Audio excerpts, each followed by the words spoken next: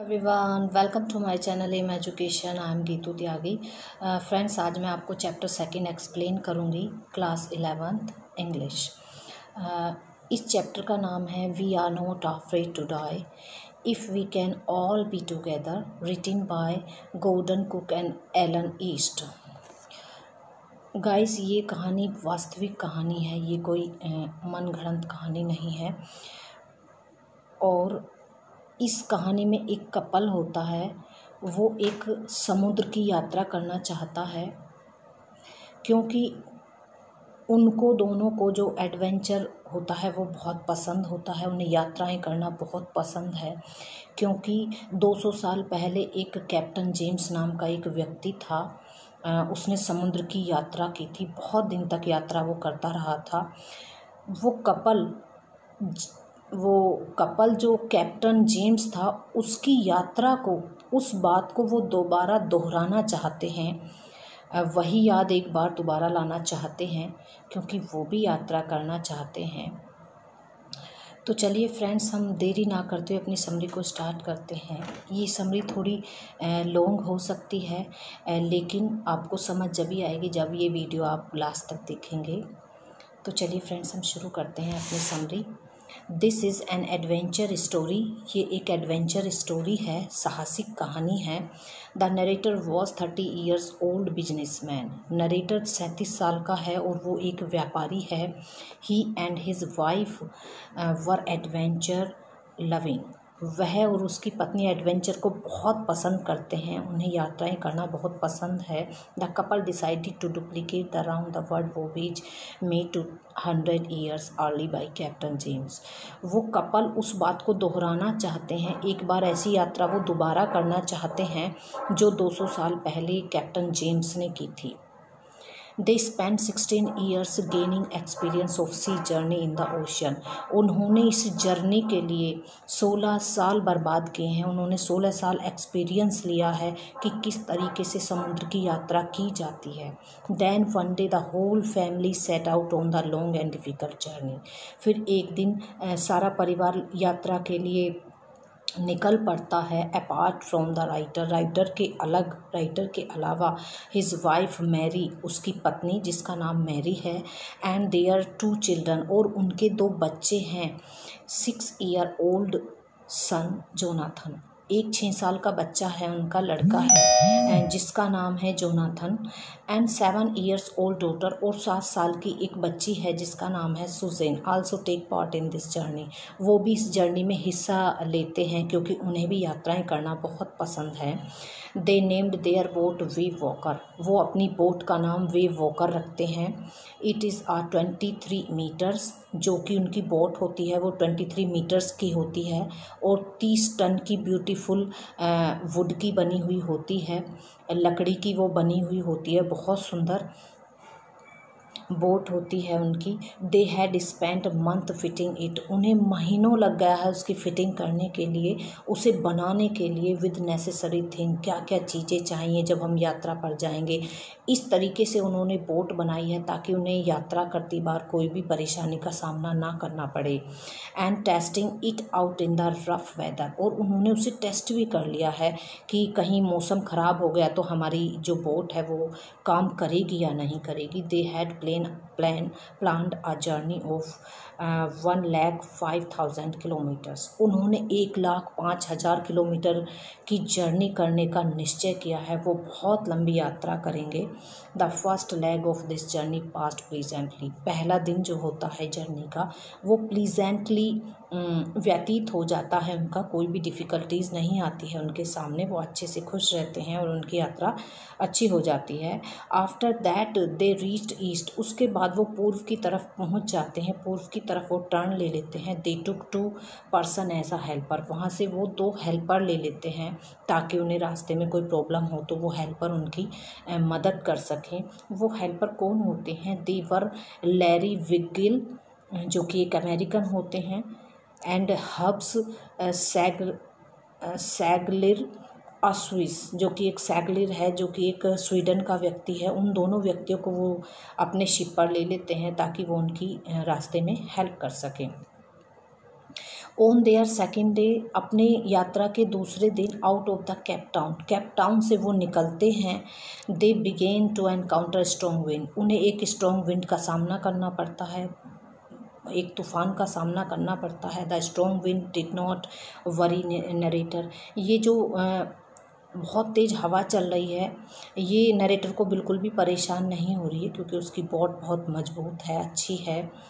But he was worried by the size of wave, लेकिन जो writer है वो ये देखकर चिंतित है कि जो सामने से एक वेव आ रही है उसको देखकर राइटर बहुत चिंतित है। विच वर अप टू 15 मीटर्स हाई, जो कि वेव है वो कितनी ऊंची है, वो 15 मीटर तक ऊंची है, जिसे देखकर राइटर डर रहा है। ऑन 25 दिसंबर 25 दिसंबर को देवर 3500 किलोमीटर, 3500 किलोमीटर वो केप टाउन से ईस्ट की तरफ जा चुके होते हैं, उनकी यात्रा हो चुकी होती है। ऑन द न्यू ईयर, नई साल के दिन, द वेदर वाज सेम, मौसम सेम रहता है, कोई परिवर्तन नहीं होता है मौसम में। ऑन 2 जनवरी, अब वो 2 जनवरी का दिन आ गया है यात्रा करते करते। The wave were very big, जो लहरें हैं और भी बड़ी हो गई हैं। एट अबाउट 6 PM, लगभग शाम को 6 बजे, द स्काई ग्रू डार्क, वो राइटर क्या देखता है कि जो स्काई है वो ग्रू डार्क हो गया, बिल्कुल ग्रे कलर का हो गया है। The writer found a big cloud at the distance, writer देखता है कि मेरे शिप के दूरी पर कुछ एक बड़ा सा क्लाउड है। Then he realise with horror, तब उसे हॉरर से डर जाता है वो, और उसे रियलाइज़ होता है कि it was not a cloud, it is a big wave, वो कोई एक बादल नहीं था, वो एक बहुत बड़ी वेव थी, जिसे देखकर राइटर बहुत डर जाता है। विच वाज कमिंग टूवर्ड्स, जो उनकी तरफ ही आ रही थी। Then a big explosion shook the deck, तभी क्या होता है, एक बड़ा सा विस्फोट होता है और वो लहर उस डेक को हिला देती है। And a strong torrent of water came over the ship, और उस शिप के ऊपर चारों तरफ पानी भर जाता है, सारे शिप के ऊपर पानी ही पानी भर जाता है। The writers had slammed into the wheel, writer का जो सर है वो चक्र में जाकर लगता है, जो पहिया होता है उसमें जाकर लगता है। He was tossed overboard and felt himself sinking, writer देखता है कि राइटर को बहुत दूर जो लहरें होती हैं वो फेंक देती हैं, पटक देती हैं, वो देखता है कि वो पानी में डूब रहा है, वो सोचता है कि मैं मरने वाला हूँ। The narrator thought that he was going to die, कि मैं मरने वाला हूँ। बट अनएक्सपेक्टेडली, लेकिन भाग्यवश उसे पता नहीं थी, his head came out of the water, उसका जो सर है वो पानी से बाहर आ जाता है, वो सांस ले पाता है। ही सा, वो देखता है कि that the ship was almost capsize, उसका जो जहाज है वो पलटने वाला है। But then a big wave came, लेकिन तभी एक बड़ी सी लहर आती है, and tossed him round the deck like but a wave came and it became upright, एक बड़ी सी लहर आती है और शिप को सीधा कर देती है, शिप अपनी सही पोजीशन में आ जाता है।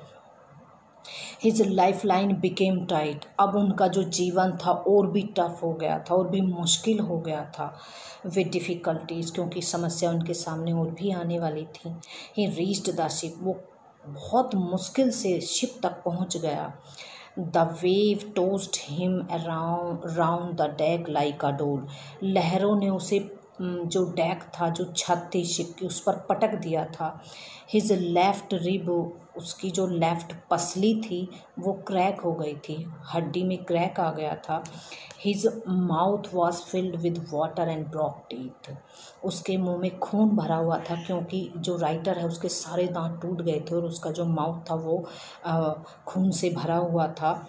There was water everywhere on the ship, वो देखता है कि चारों तरफ पानी ही पानी है शिप पर। ही फेल्ट दैट, वो महसूस करता है कि there was water in the lower part of the ship, वो सोचता है कि जब शिप के ऊपर पानी है तो अंदर भी चला गया होगा पानी। But he could not leave the wheel in the order to investigation, लेकिन वो चक्र को नहीं छोड़ सकता था, वो वहीं पर रहा। सडनली अचानक मैरी वहाँ पर आती है and told him that the ship was sinking, और वो उसे आकर बताती है कि शिप अब डूबने वाला है। He ask her to take the wheel of the ship, वो कहता है तुम यहाँ पर रहो और मैं नीचे जाता हूँ। तब वो वेंट बिलो, फिर वो नीचे चला जाता है शिप को चेक करने के लिए। ही फाउंड, वो देखता है कि लैरी एंड हब्स, जो उसके बच्चे थे लैरी और हैब्स, वो दोनों अंधाधुंध पंपिंग वाटर फ्रेंटिकली, वो अंधाधुंध पानी निकाल रहे थे क्योंकि नीचे भी पानी जा चुका था। He went into the children's cabin, वो बच्चों के कैबिन में जाता है। ही फाउंड, वहाँ पर देखता है कि the Sue had a big pump above her eyes, कि उसके यहाँ आँखों के ऊपर बहुत बड़ा चोट का एक निशान है, लगा हुआ है निशान, उसको भी चोट लग गई थी। Water was coming through the holes caused by the storm, तूफान के द्वारा जो शिप में छेद हो गए थे उनमें से अभी भी पानी आ रहा था। He manage to stretch canvas over and waterproof covers over the hole and coming it in of the water was largely control. जो राइटर होता है वो जल्दी से कैनवास निकालता है और वाटर प्रूफ कोई वो पिन्नी निकालता है, कवर निकालता है, उसको वहाँ पर ढक देता है और कुछ हद तक वो कंट्रोल कर पाता है वहाँ पर situation. There was more tough for them, अब उनके लिए और कठिनाइयाँ आने वाली थीं। The pump started to block, pump अब बंद हो चुका था। And the electricity pump went out of the order, और जो इलेक्ट्रिसिटी जो पंप था वो आउट ऑफ ऑर्डर हो गया था।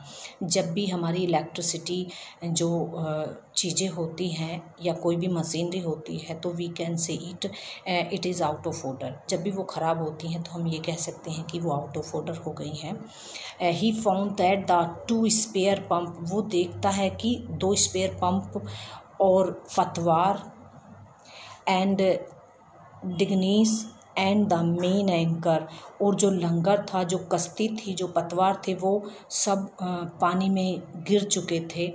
Has been thrown overboard. He remembered, उसे याद आया that he had another electricity pump, उसे याद आया कि एक इलेक्ट्रिसिटी पंप और है। एंड लकीली इट वर्क, और भाग्यवश वो काम भी कर रहा था।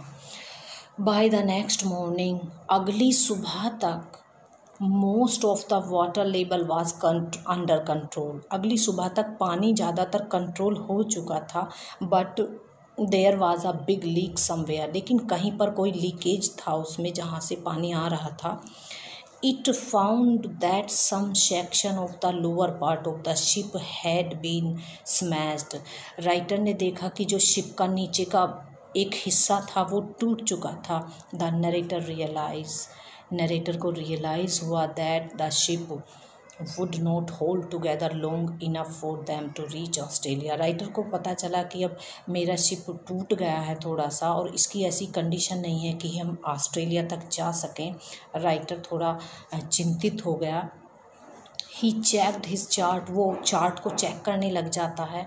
एंड फाउंड, वो देखता है कि there were 2 small island a few 100 kilometres to the east, जब हम ईस्ट की तरफ ही चलेंगे तो लगभग 100 किलोमीटर की दूरी पर हमें कुछ 2 आइलैंड मिलेंगे, हम शायद वहाँ पर रुक सकते हैं। But if the wind and wave did not abate, लेकिन यदि हवा और जो लहरें हैं वो मंदी नहीं हुई, उनमें कमी नहीं आई, तो ये मेरा सोचना बेकार होगा, क्षण भंगुर होगा। There chance of reaching the island were slim, हो सकता है बाई चांस हम वहाँ पर पहुँच जाएं। ऑन द 4 जनवरी, 4 जनवरी को they reach the last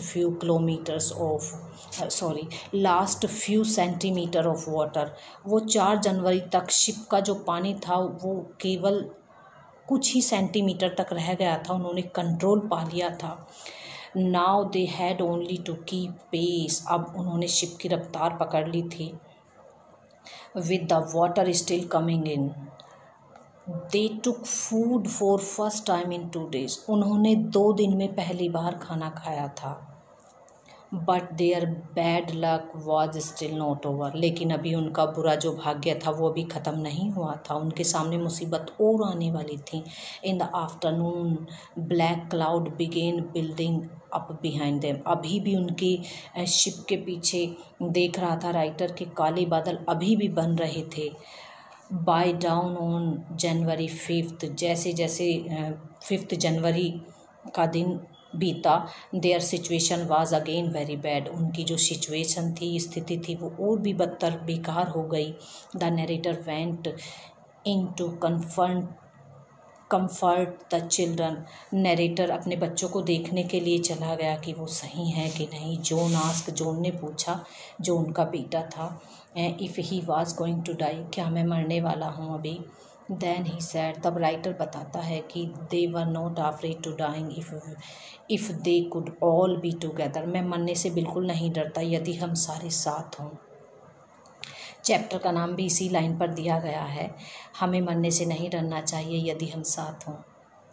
that evening, उसी शाम, the narrator and his wife set together holding hand, तभी दोनों जो कपल होते हैं वो अपना हाथ एक दूसरे के हाथ में पकड़कर वो बैठ जाते हैं। एंड दे फेल्ट, वो महसूस करते हैं, that their end was near, कि अब हमारा जो अंत है वो निश्चित है, अब हमारा जो अंत है वो नियर है, आने वाला है बिल्कुल, क्योंकि वो सोचते थे कि अब हम मरने वाले हैं। लकीली, भाग्यवश, by the morning of 6 January, वो 6 जनवरी की सुबह आ गई थी। द विंड ईज, जो हवाएं थी वो मंदी हो गई थी, धीमी हो गई थी। The narrator checked and rechecked his calculation, जो नरेटर था वो बार बार अपनी गणना कर रहा था, कितने दिन हो गए, ये सब इन चीज़ों को वो देख रहा था। They had lost their main campus, उसका जो दिशा सूचक था, जो दिशा बताता है, वो खो चुका था। He was using a spare one, वो स्पेयर यूज़ कर रहा था, on which was not very favourable, जिस पर इतना विश्वास नहीं था कि ये चल पाएगा या नहीं, लेकिन वो उसी से काम चला रहा था।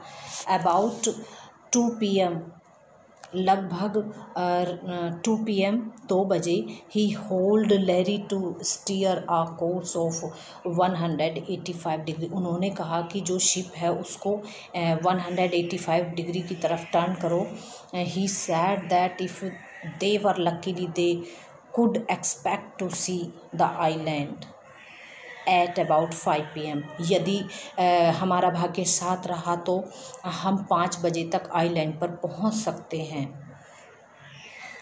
Then he went below with a heavy heart, फिर उसे नींद आ गई राइटर को। इट वॉज सरप्राइजिंग, ये बहुत सरप्राइज की बात थी। He felt asleep, he walked at 6 PM, वो 6 बजे उठा, राइटर को नींद आ गई और वो 1 घंटे के बाद जगा 6 बजे। And it was growing dark, उसने देखा बिल्कुल डार्क हो गया है, चारों तरफ अंधेरा हो गया है। ही thought that they had missed the island, उसने सोचा कि शायद हमसे जो आइलैंड था वो छूट गया है, हम आगे आ गए हैं, अब हम आइलैंड तक कभी नहीं पहुंच सकते।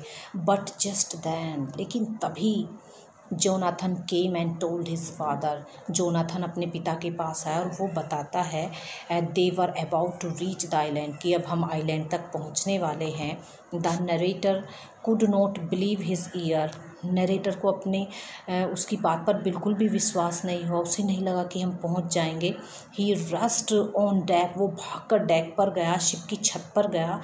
And found that there was the island at a distance, उसने देखा कि आइलैंड दिख रहा था उसको। They anchored off shore for the night, उन्होंने वो देखा कि तट से हम थोड़ी ही दूर हैं, फॉर द नाइट, हम वहीं पर रहेंगे। The next morning all the 28 inhabitant of the island, जो उस द्वीप पर जो 28 व्यक्ति थे, उन्होंने उन शिप के व्यक्तियों को उतारा और उनका स्वागत किया और वो अपने आइलैंड पर उनको लेकर गए। एंड चीयर देम, और उनके साथ खुश हुए। दस इस प्रकार से the lives of the narrator and his wife were saved, इस प्रकार से जो लेखक था और उसके बच्चे थे और उसकी पत्नी थी वो बच गए थे। ही remembered the work done by Larry, फिर जो राइटर होता है वो लैरी और हर्बी का जो अपने बेटे और बेटी का जो काम होता है उसको याद करने लगता है कि किस तरह से उन्होंने ब्रेवली से काम किया, निडर होकर काम किया। Who reminded cheerful even in danger, खतरा था लेकिन फिर भी मेरे जो बेटे और बेटियां थी वो खुश रहे। His wife Mary stay at the wheel during crucial hours, उसने देखा कि किस तरीके से जो मैरी थी वो व्हील के पास ही रही इतने क्रूशियल टाइम में, इतने डिफ़िकल्ट टाइम में। He was thankful to his children also, उसने अपने बच्चों का भी धन्यवाद किया। हिज 7 years old डॉटर, और जो उसकी 7 साल की बच्ची थी उसका भी। He did not care for her injuries, उसने अपनी चोट की भी सहायता नहीं की थी जो कि उसकी आंख पर लग गई थी। And his son was not afraid to die, और उसका बेटा मरने से बिल्कुल भी नहीं डरा था। फ्रेंड्स, इस तरीके से ये समरी हमारी यहीं पर फिनिश हो जाती है। I hope you understood this story. आपको मेरी ये वीडियो कैसी लगी आप मुझे कमेंट सेक्शन में ज़रूर बताएं और मेरी वीडियो को लाइक और शेयर करें। Thank you so much.